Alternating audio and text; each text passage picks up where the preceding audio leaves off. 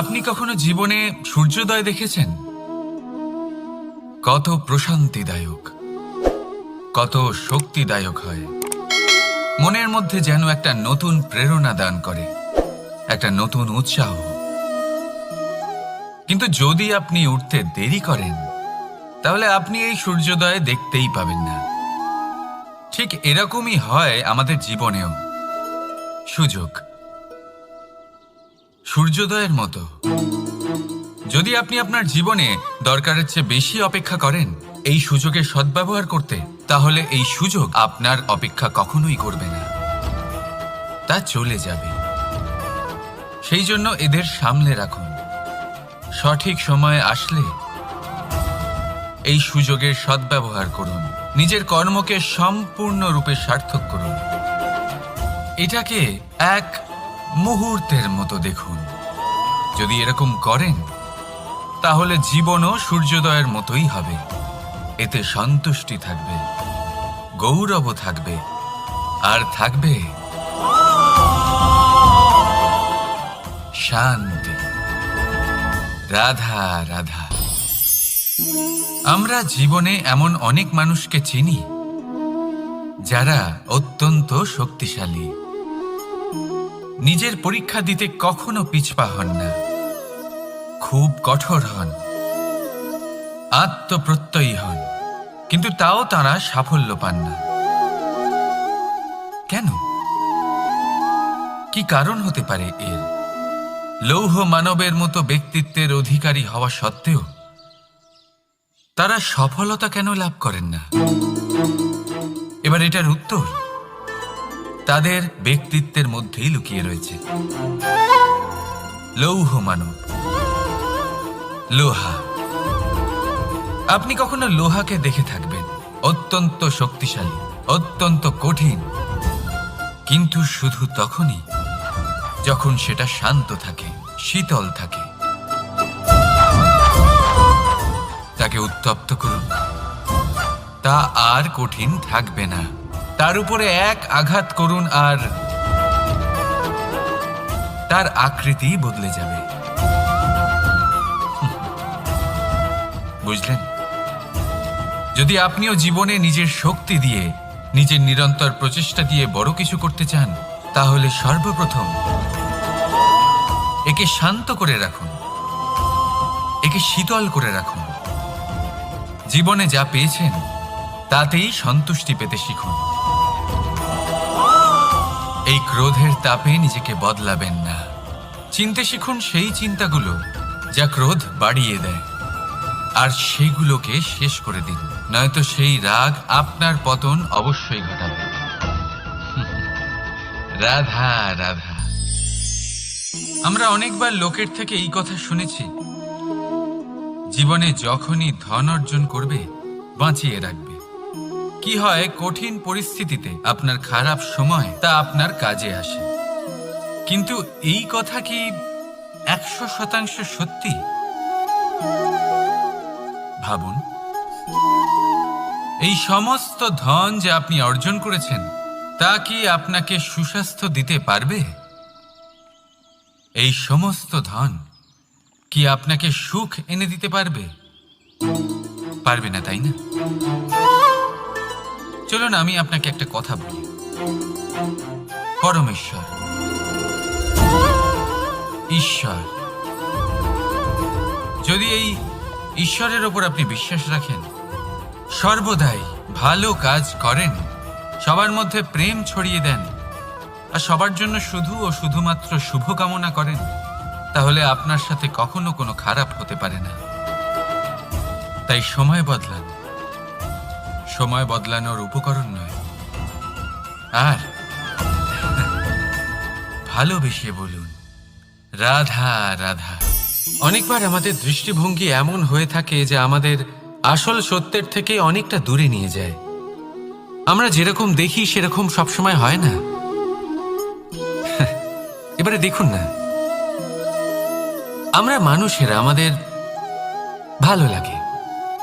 আমরা কোথাও গেলাম, আমাদের স্বাগত জানানো হলো, আমাদের প্রশংসা করা হলো, কেউ আমাদের দিকে হাসি মুখে তাকালো, আমাদের ভালোবাসলো, আমাদের ভালো লাগে।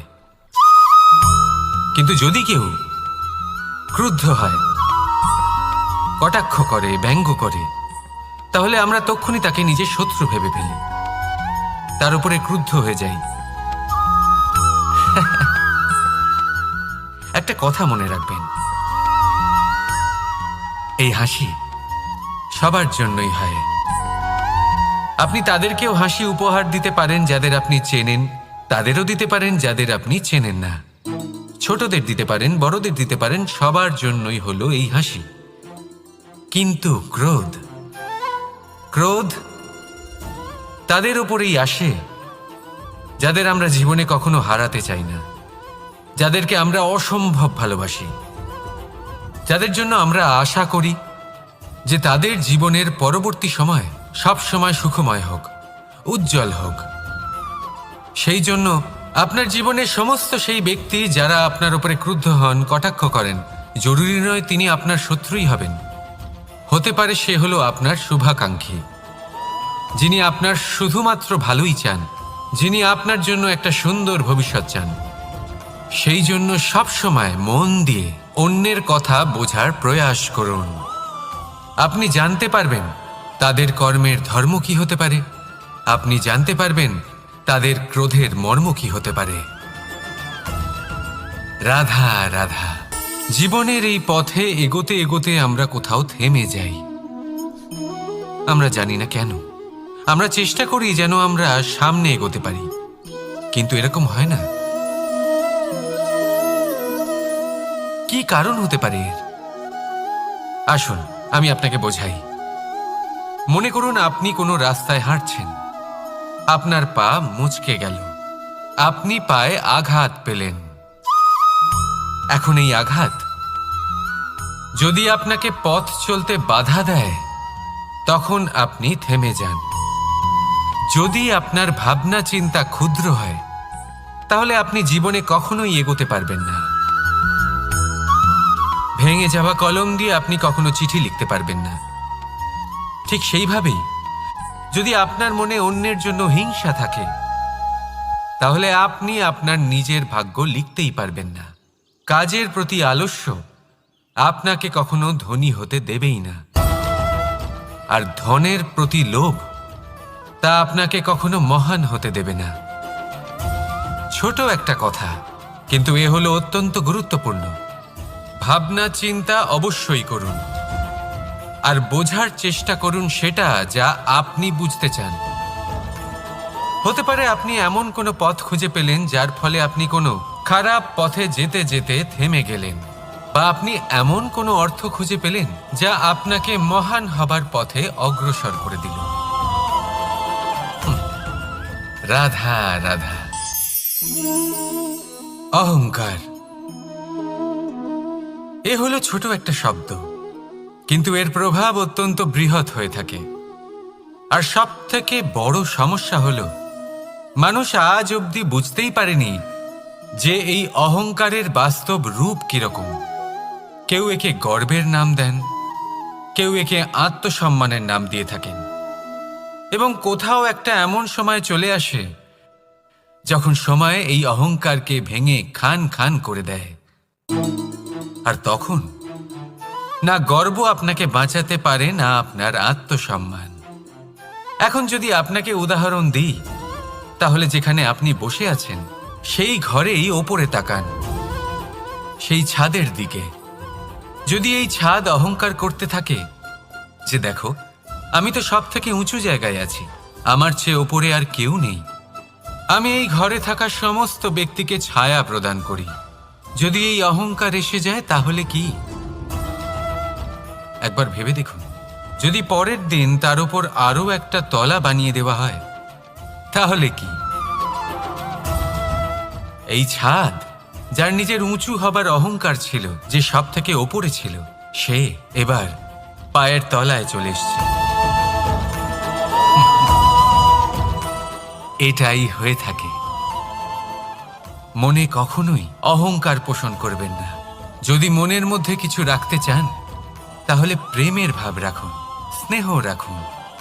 এই অহংকারকে আপনি যা ইচ্ছে নাম দিন, গর্ব হোক, আত্মসম্মান হোক, এর দ্বারা আপনার কোনোভাবেই কোনো লাভ হবে না।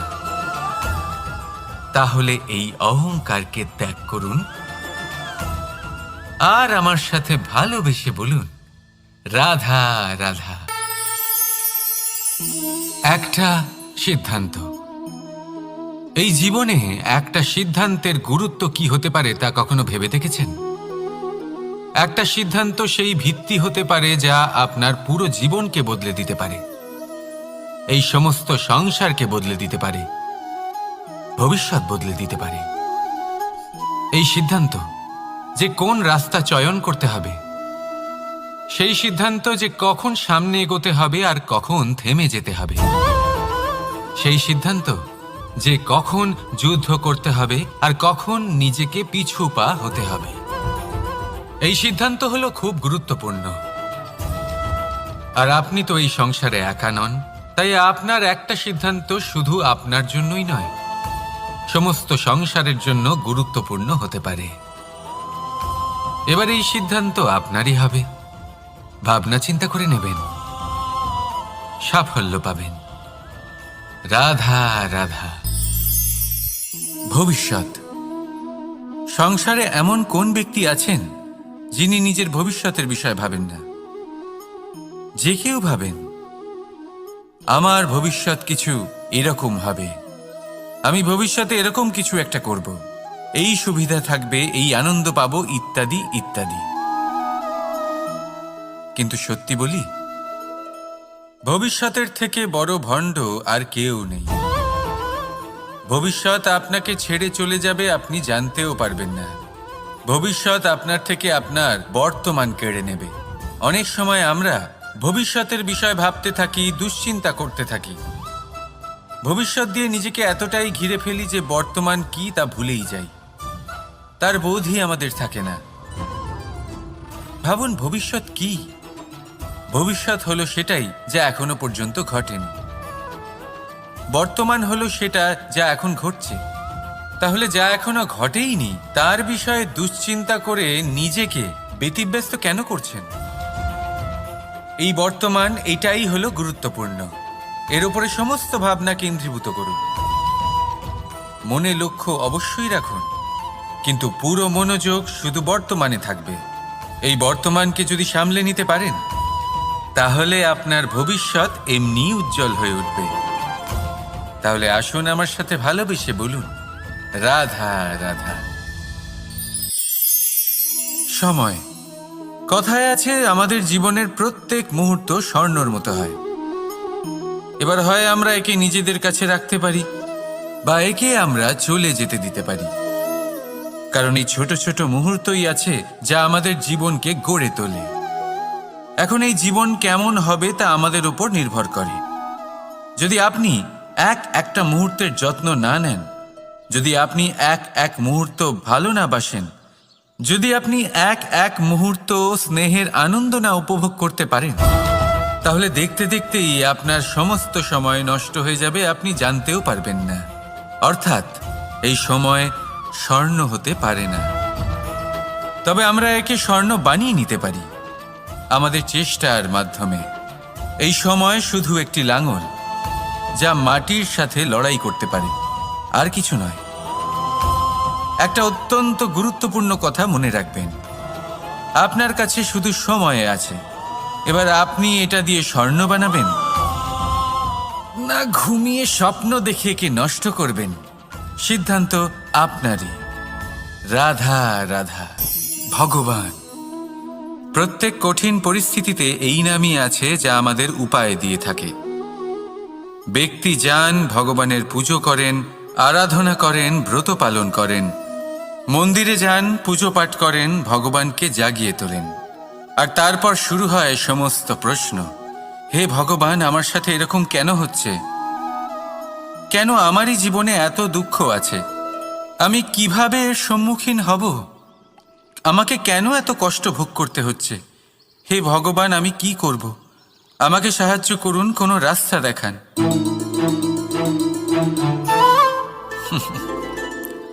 চলুন আমি আপনাকে একটা প্রশ্ন করি। মন্দিরে যাওয়ার চেষ্টা করার আগে আপনি কি জীবনে ততটা চেষ্টা করেছেন যতটা সেই সমস্যাকে দূর করার জন্য দরকার ছিল? দ্বিতীয় প্রশ্ন, ভগবানকে জাগানোর পূর্বে আপনি কি নিজেকে জাগিয়ে তুলেছেন? আপনি কি আলস্য ত্যাগ করেছেন? তৃতীয় প্রশ্ন, ভগবানকে জিজ্ঞাসা করার আগে আপনি কি নিজেকে জিজ্ঞাসা করেছেন যে আমি কেন এত অসফল হচ্ছি? যদি না করে থাকেন তাহলে সবার আগে এটা করুন। আপনি সমস্ত প্রশ্নের উত্তর পাবেন, সমস্ত বিপদের পরিত্রাণ পাবেন। অন্য কোথাও নয়, নিজের ভেতরে তাকিয়ে দেখুন। চেষ্টা করুন নিজেকে জাগিয়ে তোলার। আপনি সফল অবশ্যই হবেন, কারণ এই পরমাত্মা, ওই পরমেশ্বর, ওই পরব্রহ্ম আপনার মধ্যেই তো আছে। রাধা রাধা নাম। জন্মগ্রহণের পর মানুষের জন্য এই নাম অত্যন্ত গুরুত্বপূর্ণ হয়। মাতা, পিতা, পুরোহিত সকলেই সেই অক্ষর খুঁজতে শুরু করেন যা দিয়ে আপনার নাম শুরু হবে। কিন্তু নাম আর রাশি এক হয়ে গেলেই কি সব কিছু ঠিক হয়ে যায়? কখনোই নয়, কারণ আপনার কর্মই হলো সব থেকে গুরুত্বপূর্ণ, আর কিছুই নয়। দেখুন, এই নিয়তিও আপনার কর্ম অনুযায়ী আপনার ভবিষ্যৎ সুনিশ্চিত করে।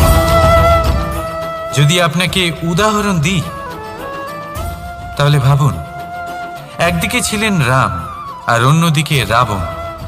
দুজনেরই নাম শুরু হয় র দিয়ে, কিন্তু একজন পেলেন এক ভয়ানক পরিণতি আর অন্যজন সমগ্র সংসারের মনে চিরস্মরণীয় হলেন।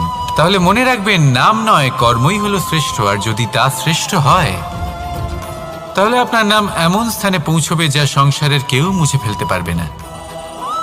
তাহলে আসুন আমার সাথে ভালোবেসে বলুন, রাধা রাধা। অনেক সময় যখন আমরা কর্ম করি, সাফল্য লাভ করি, কঠিন পরীক্ষায় উত্তীর্ণ হই, বড় কাজ করি, আমাদের মনে হয় এই সংসার আমাদের একটু প্রশংসা করুক, ভালো লাগে। অনেকবার মনে হয় এটা হলো আমাদের কর্মের ফলই বটে, আমরা আনন্দ পাই। কিন্তু যখন আমরা এই প্রশংসা পাই না, তখন কি হয়? আমরা দুঃখী হয়ে যাই, ভেঙে পড়ি। মনে হয় যেন আমার জন্য কেউ চিন্তাই করে না। এমন মনে হয় যেন আমাদের আনন্দে অন্য কেউ আনন্দই পায় না। অনেক রকম ভাবনা আসে। কিন্তু আমি আপনাকে একটা প্রশ্ন করতে চাই, আপনি যে কাজই করেন না কেন, যে কর্মই করেন না কেন, তা কি শুধুমাত্র প্রশংসার জন্য করেন?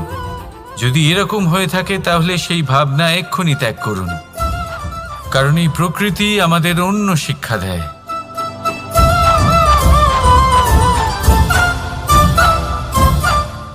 এই ফুলকে দেখুন, এই যে ফুলের সুবাস, যা আমার মনকে উচ্ছ্বসিত করে তোলে, মনে শক্তির সঞ্চার করে, এই সুগন্ধ। কিন্তু ভেবে দেখুন, ফুলের কিন্তু এই কাজ করার জন্য কোনো প্রশংসারই প্রয়োজন হয় না। এটাই হলো প্রকৃতির শিক্ষা। যিনি সৎ হন, সৎকর্ম করেন, তার কোনো প্রশংসার প্রয়োজন হয় না, কারণ ওনার কর্মই হলো ওনার সুবাস। মনে রাখবেন, আতর নকল ফুলে দেওয়া হয়, প্রকৃত ফুলের তার কোনো প্রয়োজন হয় না। সেইভাবেই আপনিও কর্ম করতে থাকুন শুভ চিন্তা নিয়ে। এই মনকে সবসময় শান্ত রাখুন, স্বচ্ছ রাখুন। যদি এরকম করেন তাহলে আপনার কর্ম এমন সুবাস ছড়াবে যে আপনার জীবনে শুধু এবং শুধুমাত্র আনন্দই থাকবে। তাহলে এই আনন্দ সহকারে বলুন, রাধা রাধা। এই সংসারে এমন কোনো পর্বত নেই যা এতটাই উঁচু যে মানুষ তার শিখরে পৌঁছতে পারবে না, তাকে অতিক্রম করতে পারবে না। এই সংসারে এমন কোনো সাগর নেই যা কিনা এতটাই গভীর যেখানে মানুষ তার তলদেশে পৌঁছে ফিরে আসতে পারবে না। একটা ছোট্ট বরফের টুকরো পর্বতের শিখরে গলে গিয়ে বইতে থাকে, আর দেখতে দেখতেই তা মহানদী গঙ্গায় পরিবর্তিত হয়। এর কারণ কি? এর কারণ হলো প্রচেষ্টা, প্রারব্ধ নয়। এই প্রচেষ্টাই সুনিশ্চিত করে যে আপনার প্রারব্ধ কি হবে। এই সমস্ত কিছু হলো প্রচেষ্টা আর প্রারব্ধের খেলা। আপনার প্রচেষ্টা যেরকম হবে আপনার প্রারব্ধ সেরকমই হবে। আর আপনার প্রচেষ্টা যদি উচ্চ মানের হয় তাহলে প্রারব্ধকে আপনার সামনে নত হতেই হবে। কি বলেন? তাহলে আসুন আমার সাথে ভালোবেসে বলুন, রাধা রাধা। অনেক সময় মানুষ অতীতকে দেখেন আর তখন অহংবোধে পরিপূর্ণ হয়ে ওঠেন। কখনো বর্তমানের দিকে তাকান, ভবিষ্যতের দিকে তাকান আর পরিতৃপ্তিতে ভরে ওঠেন। কেন বুঝতে পারেন না একটা সহজ কথা? এই যে সৃষ্টি, এই সৃষ্টি হলো একটা বড় চক্র যা বারংবার আপনার কাছে ফিরে আসবেই। কঠিন থেকে কঠিনতর পরীক্ষায় আপনাকে নিযুক্ত করবে যাতে আপনাকে উত্তীর্ণ হতেই হবে। যা কাল ছিল তা আজ নেই, এটা সবাই জানেন। যা আজ আছে তা হয়তো কাল থাকবে না, এটাও আপনাকে মেনে নিতে হবে, তাও আবার হাসি মুখে। শান্ত থাকতে শিখুন আর কখনোই মনের মধ্যে অহংকার উৎপন্ন হতে দেবেন না। হতে শিখুন সেই হিমবাহের মতো। হয়তো এই জন্যই এত শীতল থাকে কারণ ও জানে গতকালও জল রূপে ছিল, আজ বরফ রূপে হয়তো আছে, কিন্তু কাল পুনরায় সে জলেই পরিণত হবে। নিজেকে শান্ত রাখুন। হয়তো আজ আপনি সাফল্যের শিখরে আছেন, হয়তো বা নেই। আপনাকে প্রত্যেক দিন অবশ্যই দেখতে হবে। শুধু নিরন্তর প্রচেষ্টা করতে থাকুন, প্রত্যেক পরিস্থিতির জন্য তৈরি থাকুন আর একে ভারসাম্যে রাখতে শিখুন। আপনার কাল হোক, আজ হোক বা আগামীকাল, আপনার ভালো দিন হোক বা খারাপ দিন, সব পবিত্র হয়ে যাবে। তাহলে আসুন আর আমার সাথে ভালোবেসে বলুন, রাধা রাধা। দোল উৎসবে এই সমগ্র সংসার রং নিয়ে খেলা করে, কিন্তু এই রঙের সারমর্ম এই সংসার কি জানে? কখনো দেখেছেন একটা চিন্তিত মুখ শুধুমাত্র রঙের স্পর্শ পেয়ে আনন্দিত হয়ে ওঠে? দোলে আমরা কি করি? পুরাতনকে ত্যাগ করি আর নতুনকে স্বাগত জানাই। শিশিরকে বিদায় জানিয়ে এক সুন্দর, এক নতুন ঋতুকে আগমন জানাই। দুশ্চিন্তা দূর করে আসার নতুন রঙে রঙিন হয়ে ওঠা, নিজেকে আনন্দিত করা, এটাই তো হলো দোল। এবার দোলের একটা ব্যাপার আছে, দুটো রঙে একসাথে রঙিন হওয়া যায় না। একটা রং উঠলে তবেই আরেকটা রং লাগা সম্ভব।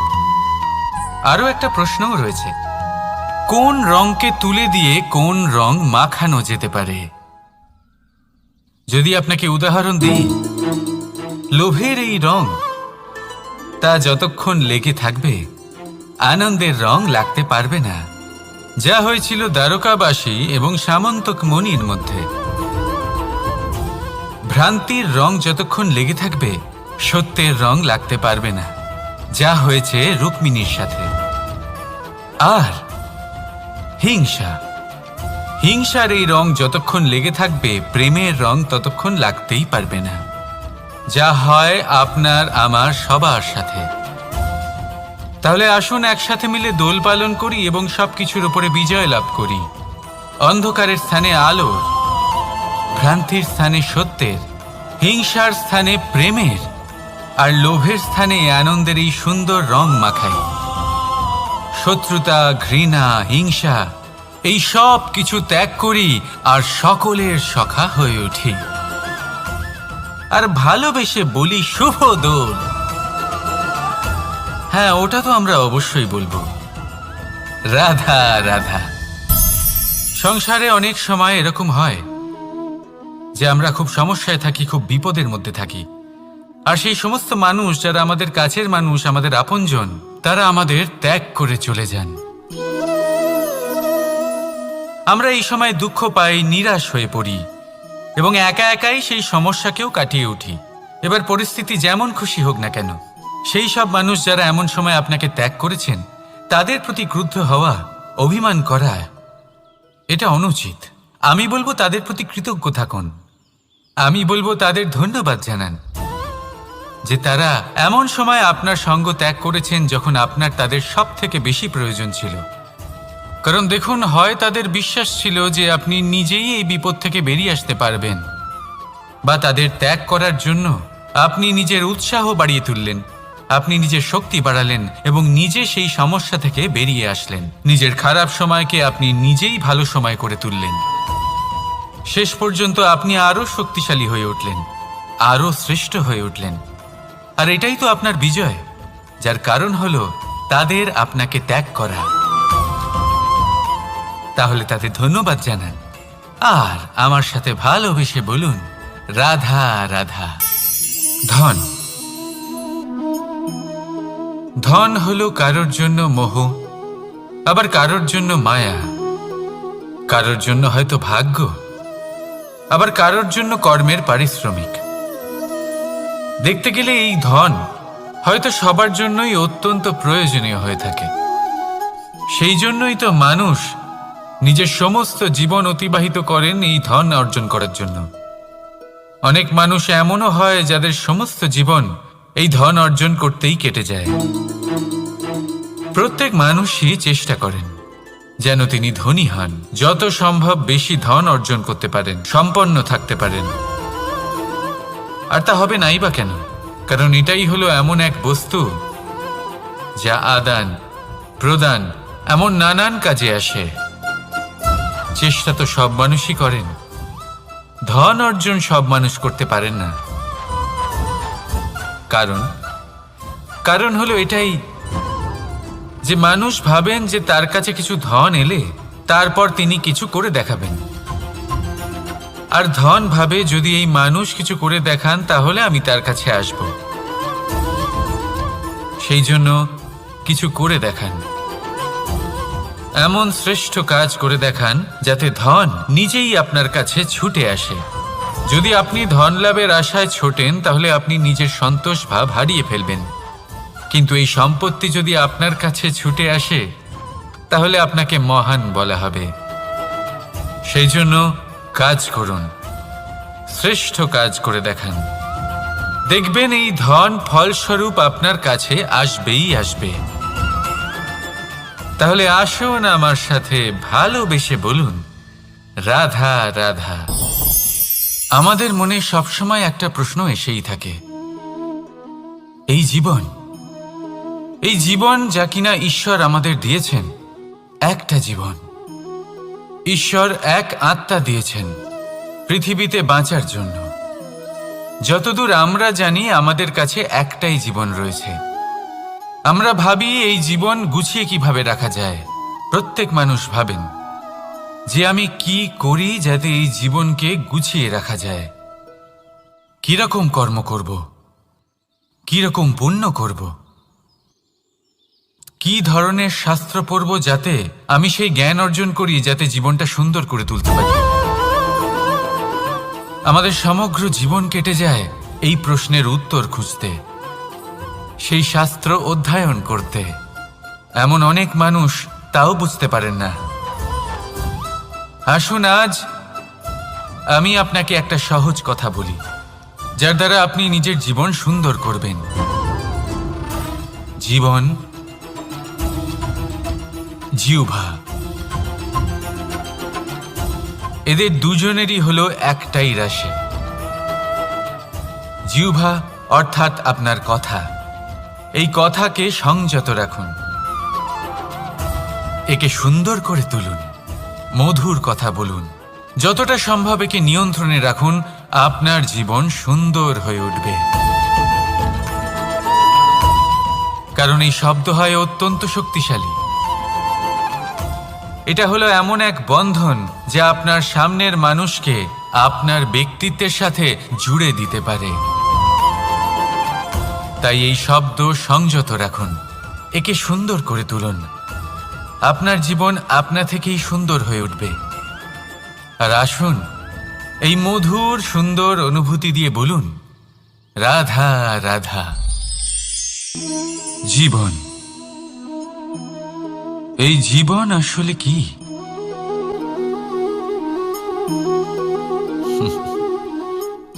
এই প্রশ্ন সবার মনেই এসে থাকে। সবার মন এই প্রশ্নের জন্যই চিন্তিত থাকে। এই জীবন আসলে কি? এর উদ্দেশ্য আসলে কি? কি করা যেতে পারে এই জীবনে?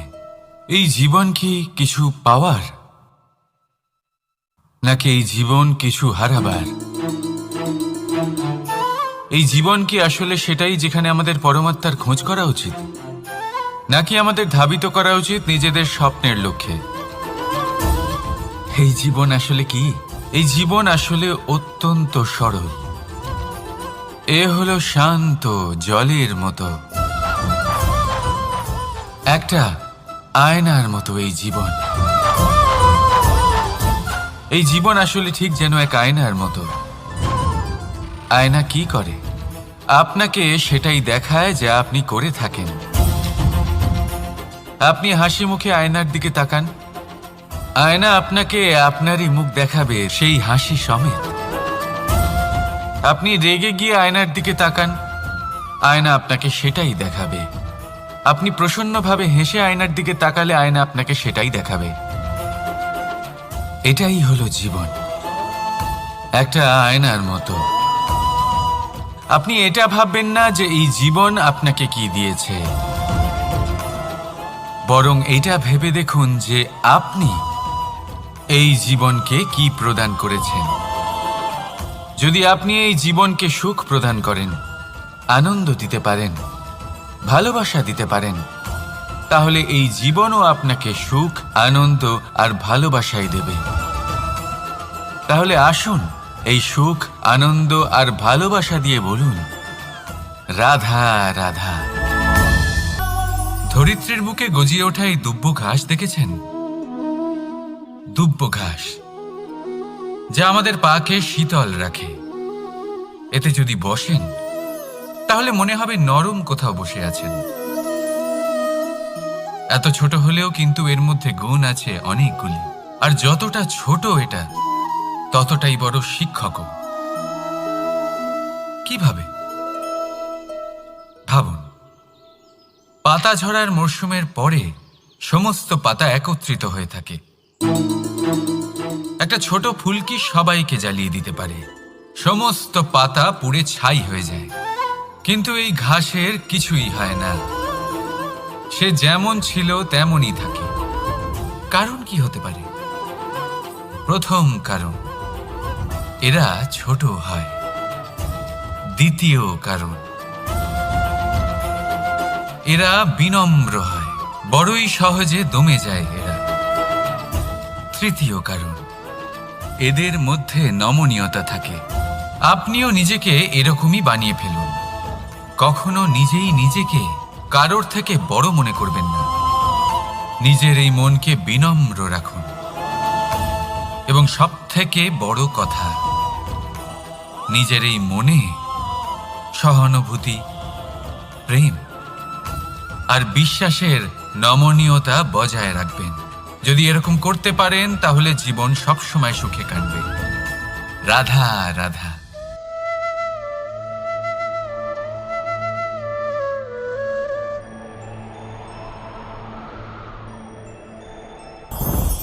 লোভ আপনার অন্তরের আরো একটা শত্রু। দেখতে গেলে এটা একটা শব্দ, একটা সংস্কৃত শব্দ। লব ধাতু থেকে উৎপন্ন হয়েছে। এর অর্থ কিছু লাভ করা। কিছু লাভ করা অনুচিত নয়, আরো কিছু লাভ করাও অনুচিত নয়, কিন্তু সব থেকে বেশি আমিই লাভ করব। আমি আরো চাই, আরো বেশি চাই, আরো বেশি পেতে চাই। এটাই হলো লোভ। আর এই লোভ যখন গ্রাস করে তখন আপনি যা পেতে চান, সে ধনই হোক বা মানই হোক, তা অর্জন করার জন্য মানুষ যে কোনো স্তরে পৌঁছে যেতে পারে। যদি মানুষ ধন অর্জন করতে চান তাহলে তার জন্য তারা অধর্মের পথেও চলতে পারেন। যদি সম্মান অর্জন করতে চান তাহলে অন্য মানুষকে ছোটও করতে পারেন। শেষ পর্যন্ত আপনার এটা মনে হতে পারে যে যদি একটু অল্পই প্রাপ্ত করতাম, কিন্তু ভালোবেসে প্রাপ্ত করতাম, এই জীবন আরো অনেক বেশি সুখী হতো। লোভ আপনার জীবনে, আপনার মনে কখন যে প্রবেশ করবে সেটা আপনি জানতেও পারবেন না। তাই এটা চিনতে শিখুন আর তৎক্ষণাৎ জীবন থেকে বাইরে ফেলে দিন। যা কিছু লাভ করতে চান তা ভালোবেসে লাভ করুন, আর সেই ভালোবাসার সাথেই বলুন, রাধা রাধা। জীবনে ক্ষমা চাওয়া তাও কিছুটা সহজ, ক্ষমা করতে পারা অত্যন্ত কঠিন। ক্ষমা, 2 অক্ষরের এই শব্দ হতে পারে, কিন্তু অত্যন্ত বড় এই শব্দ, অত্যন্ত গুরুত্বপূর্ণ এই শব্দ। কখনো কখনো অন্য কাউকে ক্ষমা করে দেওয়া তাও কিছুটা সহজ কাজ, কিন্তু নিজেকে ক্ষমা করতে পারা অত্যন্ত কঠিন হয়ে দাঁড়ায়। অতীতে যদি আমাদের এমন কোনো ভুল হয় যে কারণে আমরা নিজেকে ক্ষমা করতে পারি না, অনেক সময় এমন কিছু ভুল করে বসি যে বিষয় শুধু আমরাই জানি, কিন্তু আমরা নিজেকে ক্ষমাই করতে পারি না, আর আমাদের বিকাশ সেখানে স্তব্ধ হয়ে যায়। কারণ যদি আপনি ক্ষমা করতে না শেখেন, নিজেকে ক্ষমা যদি না করতে পারেন, তাহলে তা আপনার জীবনের সবথেকে বড় বাধা হয়ে দাঁড়াবে। সেই জন্য জীবনে অবশ্যই শিখুন যে কিভাবে নিজেকে ক্ষমা করতে হয়, আর শিখুন যে আগের করা ভুল আবার কি করে না করা যেতে পারে। এই মন হালকা হবে আর প্রসন্ন হয়ে বলবে, রাধা রাধা। এই সংসারে যখনই কোনো সমস্যা আসে, তখন আমরা আমাদের সব থেকে বড় সম্বলের কাছে আশ্রয় খুঁজি, তা হলো আমাদের বিশ্বাস। এবার প্রশ্ন হলো এটাই যে এই বিশ্বাস কার ওপর করা যেতে পারে? পরিবারের ওপর, বন্ধুর ওপর, নাকি তাদের ওপর বিশ্বাস করা উচিত যাদেরকে আমরা কখনো সঙ্গ দিয়েছি? দেখুন, এই সংসারে বিপদের সম্মুখীন হলে কে আপনাকে সাহায্য করবে সেটা নির্বাচন করা আপনার হাতে নেই। সেটা সেই সকল ব্যক্তির উপর নির্ভরশীল যে তারা আপনাকে সাহায্য করবে নাকি করবে না। অর্থাৎ যখনই কোনো বিপদ আসে, সর্বপ্রথম তার সম্মুখীন আমাদের নিজেকেই হতে হয়, আর তার জন্য প্রস্তুত থাকা প্রয়োজনীয়। সেই শক্তি, সেই সাহস অর্জন করা প্রয়োজনীয়। দেখুন, যখনই অন্ধকার আসে তখন সবার আগে কে আপনাকে ত্যাগ করে চলে যায়? আপনার নিজেরই ছায়া। এই অন্ধকারের সম্মুখীন হতে হয় অন্তরের প্রদীপের দ্বারা, অন্তরের আত্মা দ্বারা। তবেই আপনি অন্ধকারের ওপর জয়লাভ করতে পারবেন। সেই জন্য যে বিপদই আসুক না কেন, নিজেকে তার জন্য প্রস্তুত রাখা উচিত। সেই সাহস নিয়ে আসুন। এমন কোনো বিপদ নেই যা আপনাকে ভেঙে দিতে পারে। আসুন আমার সাথে ভালোবেসে বলুন, রাধা রাধা। মানুষ সবসময় চায় যে তার জীবনে যেন কখনো কোনো সমস্যাই না আসে। সে চায় তার জীবন যেন শুধুমাত্র শান্তি এবং সুখের দ্বারা পূর্ণ থাকে। কিন্তু এই চাহিদা অনুচিত কিছু নয়। আমরা সবাই এটাই চাই যে জীবনে সুখ থাক, শান্তি থাক। কিন্তু এই কথা সবসময় মনে রাখবেন, যে সূর্য উদিত হন সংসারকে প্রকাশমান করেন, দুপুরবেলায় সংসারকে রৌদ্র প্রদান করেন, সন্ধেবেলায় তাকেও অস্ত যেতে হয়। এবার আমাদের জীবন চক্র কিছুটা এরকমই। কোনো কিছুই চিরকাল একরকম থাকে না। কখনো এই নদীকে দেখুন যা বয়ে চলেছে। এই নদী যা বয়ে চলেছে তার পথেও অনেক বিপদ আসে। বড় বড় পাথরের সম্মুখীন হয়ে তাকেও সামনে এগিয়ে যেতে হয়। একটি পুকুর যা চারদিক থেকে ঘেরা, তার জীবনে কিন্তু কোনো সমস্যা নেই। কিন্তু এই সংসারে পুকুরের পুজো করা হয় না, পুজো করা হয় নদীকে। মনে রাখবেন, সমস্যার ঊর্ধ্বে তিনি উঠতে পারেন যিনি সমাধি লাভ করেছেন, যিনি এই সংসারেই নেই। যিনি এই সংসারে আছেন এবং জীবিত আছেন, তার জীবনের সমস্যা হলো শ্বাসবায়ুর মতোই গুরুত্বপূর্ণ। আসুন আমার সাথে ভালোবেসে বলুন, রাধা রাধা। আজ আমি আপনাকে একটা ছোট্ট কাহিনী শোনাবো। একবার আমি, রাধা আর দাদা, আমরা তিনজনে মিলে লুকিয়ে একটা উপবনে গেলাম আম পেড়ে খেতে। অনেক পরিশ্রম করে আমরা ওখানে পৌঁছলাম, আর আমরা আশ্চর্যচকিত হয়ে গেলাম এটা দেখে যে এবার তো আম পাকেইনি। এবার দাদা কি করলেন, একটা আম পাড়লেন আর সেটা চাখলেন, আর উনি নিরাশ হয়ে পড়লেন। উনি বললেন যে এটা তো খুবই টক। তারপর রাধা একটা আম পাড়ল আর সেটা চেখে দেখল, আর রাধা উৎসাহিত হয়ে পড়ল। আমি রাধাকে জিজ্ঞেস করলাম, কি হয়েছে, তুমি এত উৎসাহিত কেন? তখন রাধা বলল যে এবার এত বেশি টক আম হয়েছে যে এগুলো দিয়ে আমরা আচার বানাবো। তাহলে দাদা ওখান থেকে বেরিয়ে গেলেন নিরাশ হয়ে এবং খালি হাতে। রাধাও ওখান থেকে বেরিয়ে গেল কিন্তু উৎসাহিত হয়ে, আর অনেকগুলো কাঁচা আম সাথে নিয়ে। এর থেকে আমরা কি শিক্ষা পেতে পারি? যে প্রত্যেকটা স্থানে এমন কিছু রয়েছে যেখান থেকে আমরা কিছু একটা শিক্ষা লাভ করতে পারি, যা আমাদেরকে বিকাশের পথে নিয়ে যেতে পারে। এই শিক্ষা প্রত্যেক স্থানে আছে। সবকিছু আমাদের দৃষ্টিভঙ্গির উপর নির্ভর করছে। যখনই আমাদের জীবনে আমাদের সম্পর্কে কোনো সমস্যা, কোনো বিপদ আসে, তখন বেশিরভাগ মানুষ সেই বিষয় নিয়ে দুঃখী হয়ে পড়েন। আর কিছু মানুষ এমনও থাকেন যারা শেষ পর্যন্ত তার সমাধান করেন, বিপদকে পরাজিত করেন, সম্পর্কগুলিকে আবার জুড়ে দেন।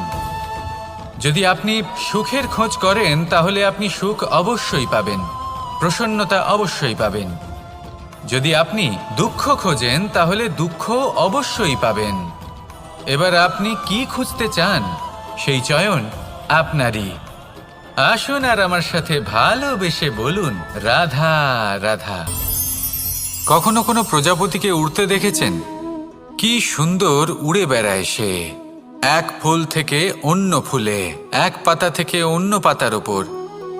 কিন্তু সে কিভাবে উড়তে শেখে কখনো ভেবেছেন? জন্ম থেকেই কিন্তু প্রজাপতির ডানা থাকে না। ও কিন্তু ছোট্ট একটা ডিমের আকারে জন্ম লাভ করে। তারপর সেই ডিমটি ভেঙে একটি কীট বাইরে আসে। আস্তে আস্তে সে বড় হয়, ওর শক্তি বৃদ্ধি পায়।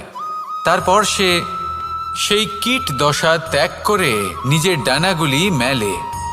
এই প্রক্রিয়া তার কাছে সরল নয়, অত্যন্ত যন্ত্রণাদায়ক প্রক্রিয়া, কিন্তু সে সেই যন্ত্রণা মেনে নেয়। আর তারপর আস্তে আস্তে সে উড়তে শেখে। শুধুমাত্র আকাশে উড়ে বেড়ায় তা নয়, আমাদের মনের মাঝে উড়ে বেড়ায়। এবার এই ডিম থেকে প্রজাপতি হয়ে ওঠার যে যাত্রা, এটা যতটা কঠিন, ততটাই কঠিন হয় এই সংসারে শ্রেষ্ঠ কর্ম করা, ততটাই কঠিন হয় এই সংসারে মহান হয়ে ওঠা। সেই জন্য প্রয়োজনীয় প্রচেষ্টা এবং সময়। নিরন্তর প্রচেষ্টা করতে থাকুন, পর্যাপ্ত সময় নিন, এবং আপনি নিজেকে এই আকাশে উড়ন্ত অবস্থায় পাবেন। আসুন আমার সাথে ভালোবেসে বলুন, রাধা রাধা, রাধা রাধা। আপনারা হয়তো ভাবছেন কি আশ্চর্য ব্যাপার, প্রত্যেকবার আমি কথা শেষ হওয়ার পরে রাধা রাধা বলি। এইবার আমি আগেই বলে দিলাম। কারণটা কি? কারণ হলো অত্যন্ত বিশেষ। প্রত্যেকবার কথা সমাপ্ত হবার পরে আপনাদের সবার মধ্যে ভালোবাসা বিতরণ করতে চাই, তাই রাধা রাধা বলি। কিন্তু এইবার এই নতুন এবং বিশেষ সূত্রপাতে প্রথমে প্রেম বিতরণ করা অত্যন্ত আবশ্যক। এবার একটা বিষয় আছে যা জানেন হয়তো সকলেই, কিন্তু বুঝতে খুব কম জন পারেন। এই প্রেম, এই আনন্দ, এই সকল কিছুর সূত্রপাত হয় নিঃস্বার্থ আবেগের দ্বারা। ঠিক যেমন একজন মাতাকেই দেখে নিন। যখনই একজন মাতা সন্তানকে জন্ম দেন, তখন এই সংসার ভুলে যায় যে তার জন্য এটা একটা নতুন জন্ম। কারণ একজন নারী তখন একজন মাতৃরূপে নতুনভাবে জন্ম নেন। একজন নারী স্ত্রী ও গৃহবধূ রূপে কিছু অধিকার লাভ করে থাকেন, কিন্তু তিনি যখন মা হয়ে যান তখন তিনি শুধুই দান করতে শেখেন। নিজের সন্তানের জন্য কত কিছুই না করেন, তাকে বাৎসল্যের সাগরে ভাসিয়ে নিয়ে যান। এই সংসারে রাজকুমার জন্ম নিতেই পারেন, তাকে রাম এবং লক্ষ্মণ কিন্তু মায়েরাই বানিয়ে তোলেন। একজন গোয়ালা জন্ম নেয়, তাকে দ্বারকাধীশ একজন মাই বানিয়ে তোলেন। পিতা হলেন সেই পর্বত যার একটা অংশ হলো তার সন্তান, কিন্তু মা হলেন সেই শিল্পী যিনি একটা পাথরকে খোদাই করে এমন এক মূর্তি গড়ে তোলেন যাকে সকলে পূজনীয় মনে করেন। তাহলে স্মরণ করুন সেই সকল মুহূর্ত যেগুলি আপনি নিজের মাতার সাথে অতিবাহিত করেছেন। অনুভব করতে পারবেন যে কিভাবে এক মুহূর্তেই এই মন প্রফুল্ল হয়ে ওঠে। এবারের কারণ কি? এর কারণ হলো এই জীবনের আসল দ্বারই হলো মমতা।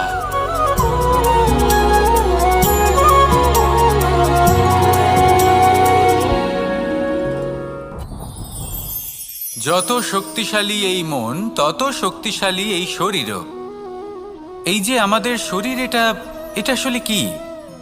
এ হলো একটা রথের মতো। আর একটা রথ ততক্ষণ চলতে পারবে না যতক্ষণ না তাকে কোনো সারথি চালাবে।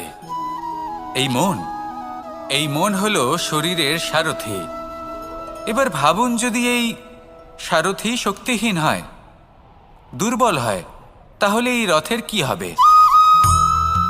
এটা উচিত পথে চলতে পারবে না, উচিত গতিতে চলতে পারবে না, মন মতো স্থানে এটা পৌঁছতেও পারবে না। সেই জন্য মনের শক্তি অত্যন্ত প্রয়োজনীয়। এবার মনের শক্তি আমরা কোথা থেকে লাভ করি? দৃঢ়তার শক্তি থেকে।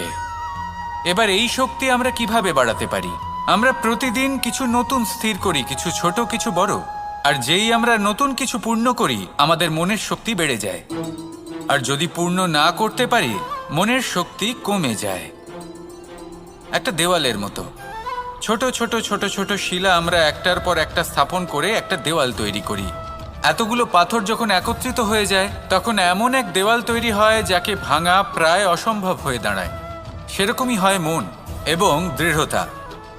ছোট ছোট কাজ করে নিজের লক্ষ্য পূর্ণ করুন। এই লক্ষ্য যদি পূর্ণ হয়, তবে মনের শক্তি বাড়বে। কিছুটা এইভাবে যে যত বড়ই বিপদ আসুক না কেন, সেই বিপদ নিজে হার মেনে নেবে, কিন্তু আপনার মন ততটাই শক্তিশালী থাকবে। তাই মনের শক্তি বাড়াতে থাকুন, যাতে আপনি উচিত পথে চলতে পারেন, উচিত গতিতে চলেন আর মনোবাঞ্ছিত স্থানে পৌঁছতে পারেন। তবেই এই মন প্রসন্ন হয়ে বলবে, রাধা রাধা। আমি রাধাকে ভালোবাসি। আর এই কথাটা সমগ্র সংসার জানে। আর সময় অন্তরে লীলার দ্বারা, বিভিন্ন ঘটনা দ্বারা, কর্মের দ্বারা আমি নিজের এই ভালোবাসা রাধার সামনে প্রকাশ করি। এবার আপনি বলবেন, এসবের কি প্রয়োজন? রাধা কি এই কথা জানে না যে কৃষ্ণ তাকে কতটা ভালোবাসে? অবশ্যই জানে। কিন্তু এই যে ভালোবাসা, তা মনে রেখে দেওয়ার জন্য নয়, তা প্রকাশ করার জন্য। আর বারংবার এই ভালোবাসাকে প্রকাশ করা উচিত, উচিত সময় এবং উচিত সুযোগ দেখে। কিরকম? এবার যদি আপনি প্রেমীর সাথে কোনো উৎসবে থাকেন, তাহলে তার সাথে নৃত্য সঙ্গীত করুন। যদি ভিড়ের মাঝে থাকেন, তখন প্রেমীকে সম্মান করুন, একান্তে প্রসাধন করুন। দুঃখের সময় তার হাত ধরে থাকুন, সুখের সময় আলিঙ্গন করে রাখুন। এই প্রেম যত প্রকাশ করবেন, ততই এই প্রেমের বৃদ্ধি হবে। এই প্রেম আরও বেশি গভীর হবে, অটুট হবে। তাই এই প্রেমকে মনে নয়, আপনার জীবনে স্থান দিন। মন খুলে প্রকাশ করুন আর আমার সাথে ভালোবেসে বলুন, রাধা রাধা। মুঠো হাতের শক্তি বেশি, মুঠো খুললেই তা দুর্বল। তা এমন কি থাকা উচিত এই বন্ধ মুঠোয় যা লাখের সমান? মানসিকতা এবং স্বপ্ন। মানুষ জন্মগ্রহণ করে, তার মানসিকতা সময়ের সাথে উন্নত হয়। মানসিকতা অনুযায়ী সে স্বপ্ন দেখে, আর সেই স্বপ্ন সার্থক করতে সে পরিশ্রম করতে থাকে। কিন্তু খুব গুরুত্বপূর্ণ একটা কথা আছে যা আপনার মনে রাখা উচিত। আপনার এই মানসিকতা, আপনার এই স্বপ্ন, তা যেন আপনার নিয়ন্ত্রণে থাকে। আপনার বন্ধ মুঠোয় যেন এর লাগাম থাকে, আপনি যেন এর প্রভু হন। যদি তা হয়, তবেই আপনি লাভবান হবেন। যদি এরা আপনাকে নিয়ন্ত্রণ করতে থাকে, যদি আপনার মুঠো খুলে যায়, না পথ আপনার নিয়ন্ত্রণে থাকবে, না মানসিকতা থাকবে, না স্বপ্ন নিয়ন্ত্রণে থাকবে। আর যদি তাই হয়, তাহলে আপনি আপনার ভবিষ্যৎ নষ্ট করে ফেলবেন। তাই নিয়ন্ত্রণ করতে শিখুন নিজের বিচার বুদ্ধি, নিজের মানসিকতা, নিজের স্বপ্নকে। নিজের এই স্বপ্ন পূরণ করুন আর আমার সাথে ভালোবেসে বলুন, রাধা রাধা। আমার কাছে যশোদা মা যেমন, আমার কাছে দেবকী মা যেমন, আমার কাছে ঠিক তেমনই হলেন গোমাতা। এবার ভেবে দেখার বিষয় হলো এটা যে এই সংসারে অসংখ্য প্রাণী আছে। একজন গাইকে একজন মায়ের মর্যাদা কেন দেওয়া হয়? তাহলে এর অনেকগুলো কারণ আছে। এই গাই অর্থাৎ গোমাতা, এনারা হলেন অত্যন্ত শান্ত, শান্তিপ্রিয়, কখনো কারোর কোনো ক্ষতি করতেই পারেন না। গোমাতা যে দুধ নিজের বাছুরকে পান করান সেই দুধই আমাদেরও দেন। সেই দুধ পান করে আমরা শক্তি লাভ করি। এই দুধ থেকে আমরা মাখন, ঘি, পায়েস এইসব সুস্বাদু খাবার লাভ করি।